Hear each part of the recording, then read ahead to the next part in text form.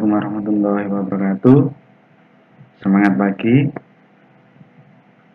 Oke, kali ini kalian akan mempelajari tentang materi TDPLK.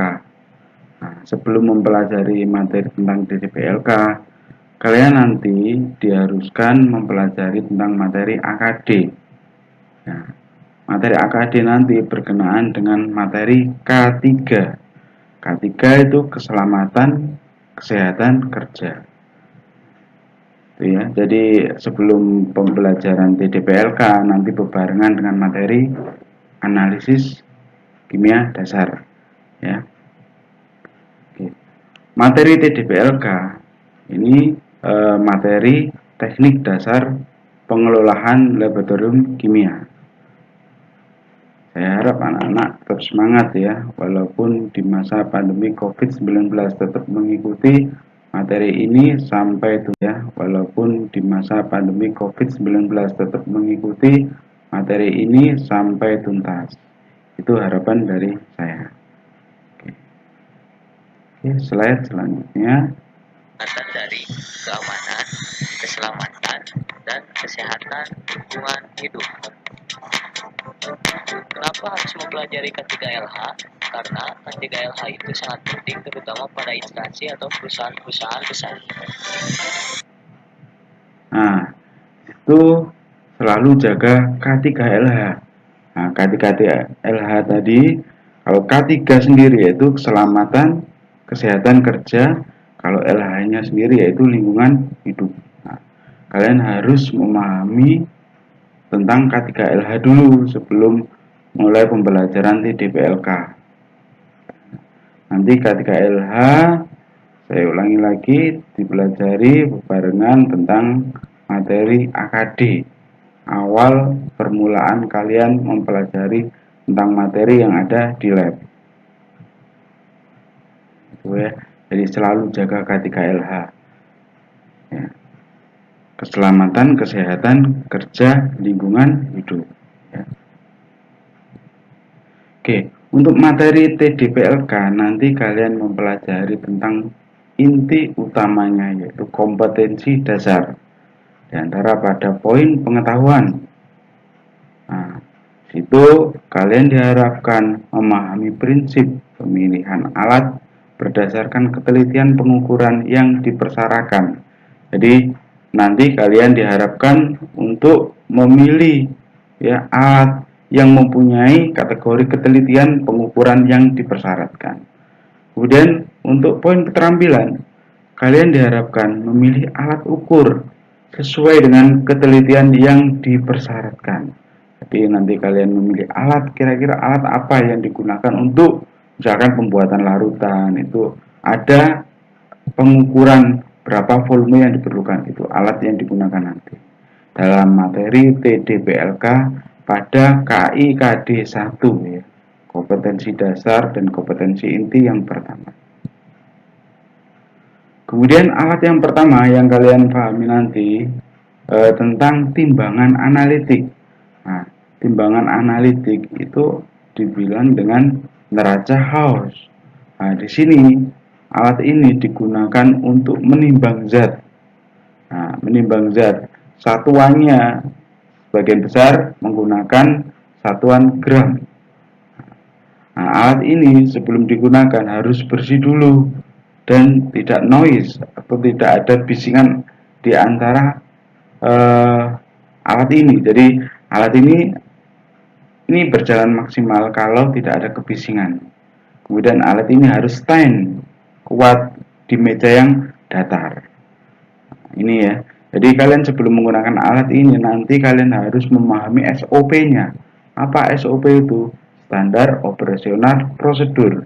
Nanti ada di atas alat ini atau di sampingnya alat ini ada tulisan SOP. Kalian harus pahami dan pelajari sebelum menggunakan alat ini. Neraca analitik ya. Oke.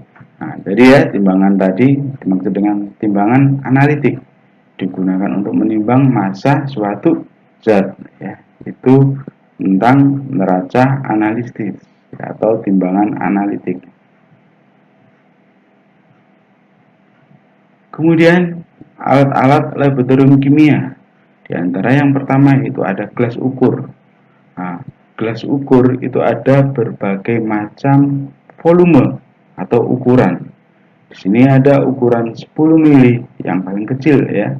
Kemudian 100 mili, 200 mili, 500 mili, 2 liter, 1 liter, 300 mili, 50 mili, dan 20 mili. Nah, ini gelas ukur. Jadi ada berbagai macam ukuran. Nah, di lab kita biasanya digunakan yaitu yang 100 mili, 50 mili, 500 dan 1 liter. Ini gelas ukur. Nah, gelas ukur ini digunakan untuk mengukur volume zat kimia. Jadi kalau yang namanya volume berarti zat kimia tersebut berupa larutan atau cair. Alat ini mempunyai skala. Jadi skala itu maksudnya di situ ada skala 1, 2, 3. Jadi dari 0 ke 1, 2, 3 sampai volume maksimalnya berapa. Itu ada skala garis-garis kecil ya. Ini tersedia berbagai macam-macam ukuran dan alat ini tidak boleh digunakan untuk mengukur larutan atau pelarut dalam kondisi panas. Jadi gelas ukur ini ya tidak boleh digunakan untuk mengukur larutan yang panas. Nah, larutan yang panas itu gimana? Larutan yang panas yaitu biasanya larutan yang suhunya di atas titik didih air yaitu 100 derajat Celcius. Nah, jadi alat ini tidak boleh digunakan untuk larutan yang panas atau larutan yang suhunya di atas 50 derajat Celcius. Itu nggak boleh ya. Jadi, kemudian di situ ada kalimat perhatikan meniskus pada saat pembacaan skala. Jadi kalian nanti diharapkan menggunakan alat gelas ukur ini, kalian nanti diharapkan itu memahami tentang meniskus. Apa itu meniskus? Meniskus itu nanti antara, jadi horizontal antara titik mata kamu dengan alat itu. Ukuran dari larutan itu ada di horizontal titik mata kalian. Jadi nanti larutan itu ada di cekungan. Jadi larutan itu nanti cekungan atas gelombang cekungan itu pas di garisnya. Itu namanya meniskus pada saat pembacaan skala. Nanti dijelaskan di KIKD berikutnya. Kemudian alat berikutnya yaitu Erlenmeyer. Nah, jadi di sini Erlenmeyer ya. Erlenmeyer bentuknya seperti ini dan ada berbagai macam volume. Ada yang 250, ada yang 1 liter, ada yang 100 mili dan ada yang kecil 50 mili. Ini Erlenmeyer. Erlenmeyer ini sangat berperan penting dalam titrasi ya. Jadi nanti titrasi itu apa? Nanti titrasi itu nanti dijelaskan pada KIKD berikutnya atau materi konvensional ya. Nah, Erlenmeyer ini yaitu alat ini bukan alat pengukur, walaupun di sini terdapat skala atau garis-garis skala dari 0 sampai berapa volume itu ada skalanya, tapi alat ini bukan digunakan untuk mengukur larutan ya. Jadi walaupun terdapat skala pada alat gelas tersebut ya. Jadi alat ini Erlenmeyer ini digunakan untuk tempat yang akan dititrasi ya, jadi akan dititrasi berarti alat ini gabungannya dengan buret ya, nanti saya jelaskan ya. Kadang-kadang boleh juga digunakan untuk memanaskan larutan. Jadi alat ini Erlenmeyer boleh digunakan untuk memanaskan larutan. Kemudian alat berikutnya yaitu gelas beker atau gelas kimia. Nah, di sini ada berbagai macam volume di lab kita. Yang paling kecil itu 50 mili. Jadi gelas kimia atau gelas beker di lab ada yang 50 mili, 100 mili, 150, 250, Ada bahkan yang terbesar atau yaitu 2 liter. Ini glass beaker yang ada di lab kita nanti. Ya. Nah, glass beaker ini alat ini bukan alat pengukur. Saya ulangi lagi, jadi alat ini bukan alat pengukur. Walaupun ada skalanya, jadi walaupun terdapat skala garis-garis ukurannya, tapi alat ini tidak boleh digunakan untuk mengukur volume larutan. Nah, alat ini digunakan untuk tempat larutan dan dapat juga untuk memanaskan larutan kimia. Jadi gelas kimia atau gelas beaker nanti kalian gunakan untuk memanaskan larutan ya, bisa menggunakan hot plate atau pembakar spiritus atau menguapkan solvent atau pelarut atau untuk memakatkan. Jadi gini, maksudnya solvent itu pelarut. Jadi kalian harus tahu nanti bedanya solvent dan zarut, pelarut atau zat terlarut untuk memekatkan. Jadi memekatkan larutan yang dari encer menjadi pekat. Itu dipanaskan menggunakan hot plate. Nah, alat yang digunakan memanaskan yaitu gelas beaker atau gelas kimia. Oke. Selanjutnya yaitu labu ukur. Labu ukur ini dibilang juga labu takar. Ini ada berbagai macam volume ya di lab kita.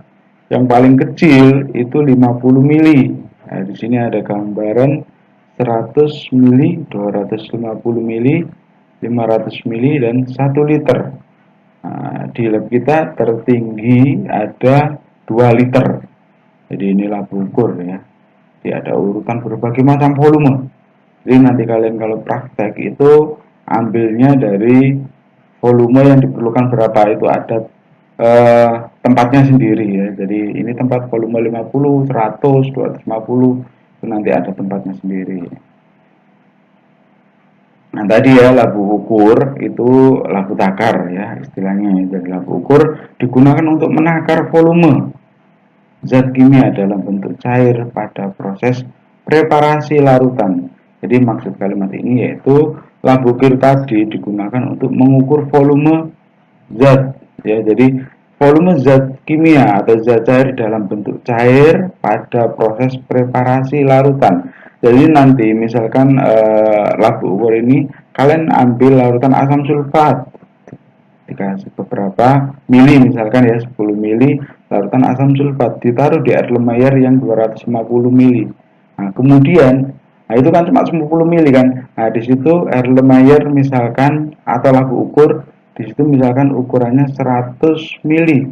Berarti 10 mili tadi itu kan yang diminta misalkan diencerkan dalam 100 mili ya. Jadi nanti ditambahkan aquades atau air sampai batas labu ukur itu tadi. Jadi ada batasan seperti ini ya. Jadi ada batasan seperti ini. Nah, batas garis ini yaitu misalkan nanti disuruh mengencerkan sebanyak 1 liter, berarti nanti dikasih air atau aquades sampai batas ini, batas meniskus tadi ya yang saya terangkan. Nah, sampai ini sampai tanda batas, kemudian dihomogenkan atau dilarutkan. Ini labu ukur ya. Jadi sangat akurat sekali untuk membuat larutan sesuai dengan volume yang dikehendaki. Kemudian ada pipet volume. Ya, jadi ada pipet volume. Kamu lihat gambaran berikut itu berbagai macam pipet volume. Ya. Pipet ini terbuat dari kaca dengan skala atau volume tertentu. Digunakan ya, untuk mengambil larutan dengan volume tepat sesuai dengan label yang tertera pada bagian yang bergelembung. Ya. Jadi pipet volume di sini ada seperti ya di tengah ini ya, seperti ada tanda kondok. Ini ada volume tertentu ya, jadi ada berbagai macam volume dari yang paling kecil sampai yang paling besar.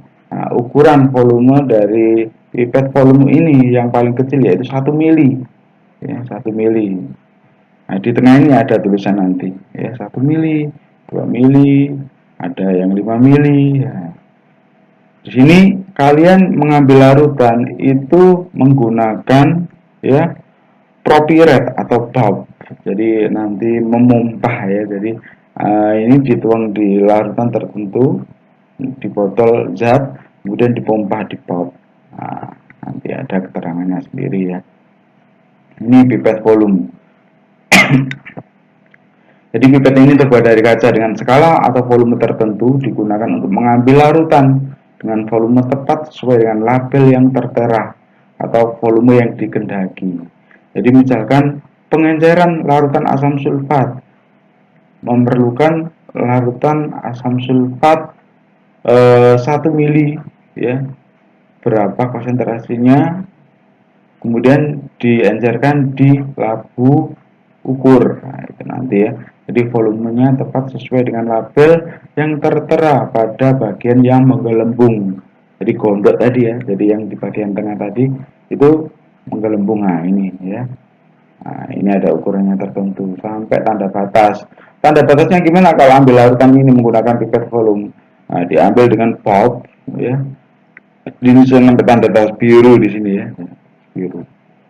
Kalau sudah kemudian dituang di Erlenmeyer bisa, di kelas kimia bisa, sesuai dengan praktikum nanti. Jadi sesuai dengan judul praktikum apa yang kalian gunakan nanti. Nah, di situ ya.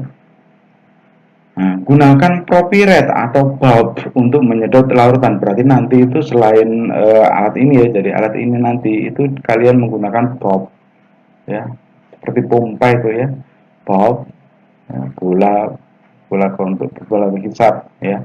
Di sini taruh di sini bola hisap nanti. Nah, guna untuk mengambil larutan. Jadi tidak boleh menggunakan ditiup, nggak boleh ya, karena semua zat bahan kimia itu berbahaya ya kalau tidak menggunakan istilah K3 ya, K3LH itu harus dijaga. Jadi nggak boleh menggunakan mulut untuk mengambil larutan, tapi harus menggunakan bulb ya. Ini ya pipet volume tadi ya gambarannya. Kemudian ada lagi selain pipet volume ada pipet ukur. Nah, bedanya apa tadi pipet volume dan pipet ukur? Kalau pipet ukur di sini nggak ada gondoknya ya, nggak ada gelembungnya di tengah ini ya. Jadi dia datar, seret ya, datar. Tapi di sini skalanya lebih banyak. Kalau pipet eh, volume tadi itu ada gelembungnya di sini. Tapi kalau pipet ukur ada skalanya. Nah, ini berbagai macam ukuran ya pipet ukur itu. Yang paling kecil yaitu sama dengan pipet volume tadi ya, 1 mili ya, 1 mili sampai beberapa mili, 25 mili paling besar ya, untuk pipet ukur maupun pipet volume ya. Nah, di sini. Untuk pipet ukur, itu pipet ini memiliki skala ya, garis-garis tertentu berapa volumenya yang diperlukan nanti saat pengambilan larutan. Digunakan untuk mengambil larutan dengan volume tertentu. Jadi misalkan ambil 2 mili, berarti kalian ambil pipet ukur yang ukurannya 2 mili. Misalkan prosedur kerjanya disuruh ambil 1 mili, berarti kalian bisa mengambil pipet ukur ukurannya yang 1 mili atau pipet volume yang ukurannya 1 mili ya. Gunakan bulb atau karet penghisap untuk menyedot larutan. Jadi tadi ya, jadi di sini ya, bulbnya atau taruh di sini, diambil, dipompa, kemudian larutan naik ke atas. Nah, kita ambil sesuai dengan volume yang kita perlukan. Ya, itu namanya bulb atau karet penghisap untuk menyedot larutan. Kemudian saya ulangi lagi, jangan dihisap dengan menggunakan mulut. Ya. Jadi kalian nanti mengambil larutan ini biasanya digunakan untuk mengambil larutan asam. Kalian harus menggunakan masker ya, masker sama sarung tangan, itu wajib ya. Kemudian alat berikutnya yaitu buret. Ini buret. Nah, buret ini buretnya. Ini standnya, statif ya. Ini klaimnya, atau kuku untuk merangkai alat ini ya. Jadi buret itu yang di sini. Ini tadi Erlenmeyer. Nah, ini buret. Digunakan untuk literasi nanti ya. Ini sangat diperlukan sekali dalam praktikum dari berbagai macam judul praktikum. Ini buret ya. Buret ini ada dua ya. Ada dua volume. Ada yang 25 mili, ada yang 50 mili. Dan buret ini biasanya ada dua tipe. Buret yang digunakan untuk larutan asam dan buret yang digunakan untuk larutan basa. Ya. Jadi ini ya, buret itu alat ini terbuat dari kaca. Jadi harus terbuat dari kaca ya.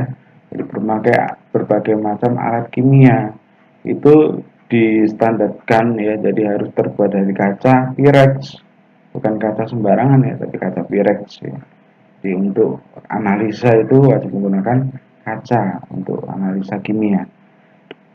Jadi terbuat dari kaca dengan skala dan keran pada bagian bawah. Nah, digunakan untuk melakukan titrasi sebagai tempat titran. Nah, di sini ya. Jadi skalanya di sini.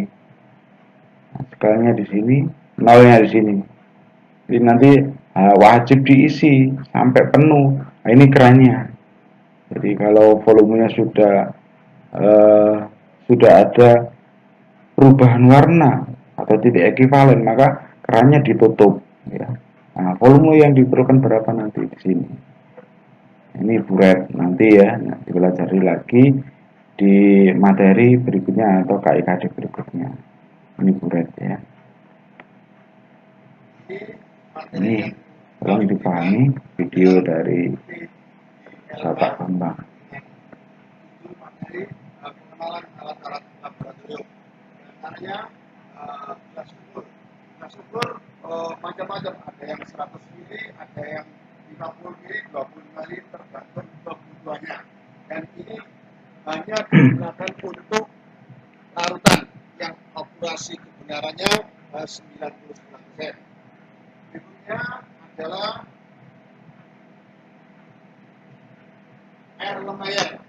Erlenmeyer ini fungsinya adalah untuk titrasi atau mereaksikan zat cair atau juga bisa melarutkan zat padat ke dalam zat cair. Yang mana ini bukan alat ukur. Sekali lagi walaupun ada angkanya bukan alat ukur. Ini adalah untuk mereaksikan zat yang mana dengan cara titrasi nanti akan kami jelaskan. Lab ukur yang mana volumenya tergantung kebutuhan. Ada yang 50 mili sampai 1 liter. Ini adalah bukan tempat alat buat tempat bahan kimia. Fungsinya adalah untuk menetapkan larutan dengan akurasi hampir 100%. Yang mana cara pengoperasian akan kami jelaskan. Ini tidak boleh dipanaskan karena beroperasi temperatur antara 27 derajat. Berikutnya adalah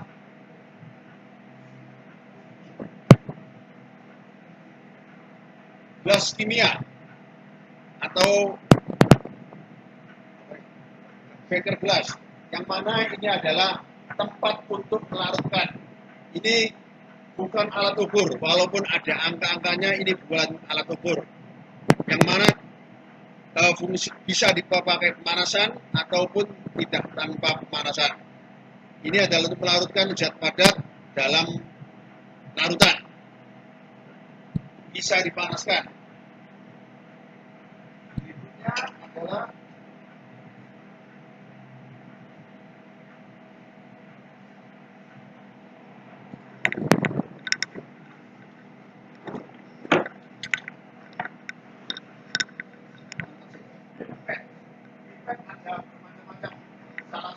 adalah godok. Kenapa diingat godok? Karena ada godoknya ya anak-anak ya. Yang mana volumenya tergantung sesuai dengan keinginan tujuan kita. Yang mana ini harus dilengkapi dengan rubber bullet, rubber pipet. Tidak boleh disedot sama mulut karena semua bahan kimia dikategorikan berbahaya. Sedangkan pipet berikutnya adalah pipet volume. Pipet volume sesuai dengan kebutuhan dan sesuai dengan yang kita inginkan. Ada yang 10 mili, ada yang 25. Ini operasinya 99%, sedangkan yang dengan kodok operasinya 100%. Semua dilengkapi dengan rubber pipet. Berikutnya adalah buret. Buret ini ada beberapa macam. Yang ini semua buret yang konvensional, yang mana ada yang warna coklat, ada yang warna jernih. Yang jernih namanya clear, yang warna coklat namanya amber. Fungsinya juga hampir sama, untuk mereaksikan larutan ke dalam beker gelas atau ke dalam Erlenmeyer dengan metode titrasi, yang mana volumenya sudah terbaca dari 0 sampai bisa sampai 25 ataupun 0 sampai 10, tergantung keinginan kita pakai bulet yang mana. Di sini juga ada micro bulet atau ada semi micro bulet, yang mana ini operasinya hampir 100% ketepatannya.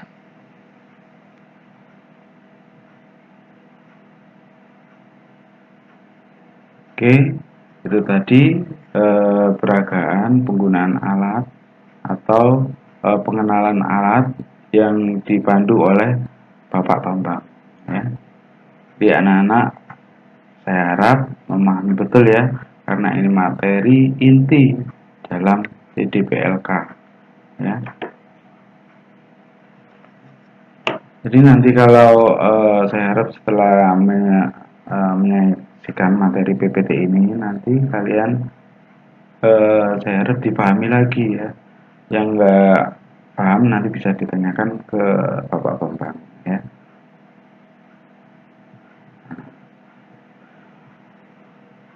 Jadi materi atau KIKD berikutnya yaitu nanti prinsip kerja penggunaan peralatan-peralatan laboratorium. Jadi tadi KIKD 1 tentang pengenalan peralatan-peralatan yang di laboratorium yang menggunakan skala yang teliti. Ini ya, jadi KIKD berikutnya nanti pertemuan berikutnya mempelajari tentang prinsip kerja penggunaan peralatan laboratorium. Ini profil dari jurusan kita ya. Teknik kimia SMK 1 Brebes.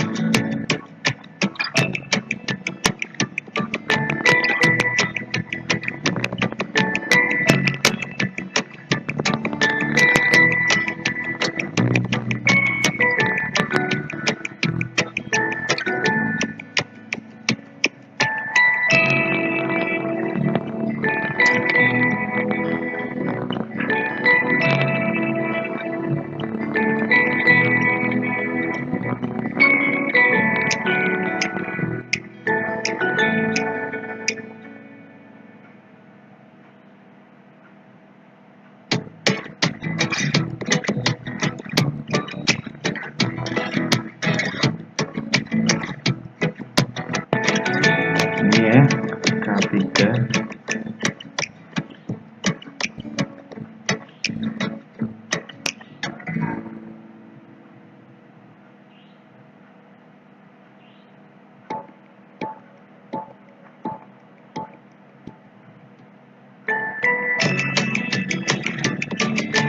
Ini salah satu ruang lab di SMK kita, lab instrumen.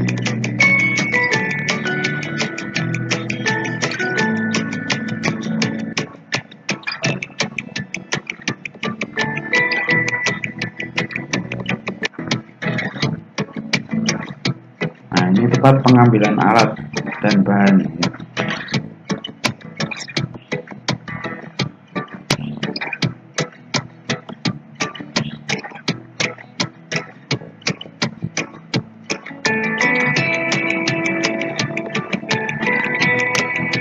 tempat alatnya, ini tempat bahan-bahan kimianya.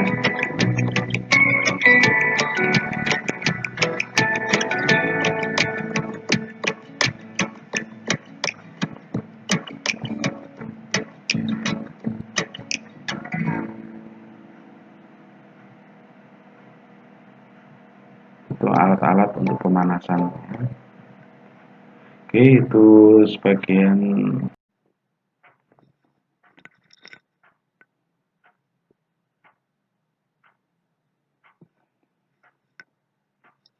Oke, anak-anak, terima kasih kalian telah mengikuti materi TDPLK yang pertama atau KIKD yang pertama. Jadi saya harap kalian nanti habis dari PPT ini kalian pahami lagi materi PPT ini ya. Karena materi PPT ini yaitu materi yang basic dan wajib kalian pahami sebelum mengikuti materi KIKD berikutnya. Jadi difahami dulu materinya ini. Kemudian habis ini kalian dapat soal ya dari guru mata pelajaran. Jadi soal pemantapan aja. Nanti dikerjakan soalnya. Kemudian kalau sudah langsung disend ya, dikirim segera. Nanti setelah itu kalau ada waktu lagi tolong dipahami lagi ya materi TDPLK KIKD pertama ini karena ini basic bagi kalian ya. Terima kasih, sampai ketemu di KIKD berikutnya.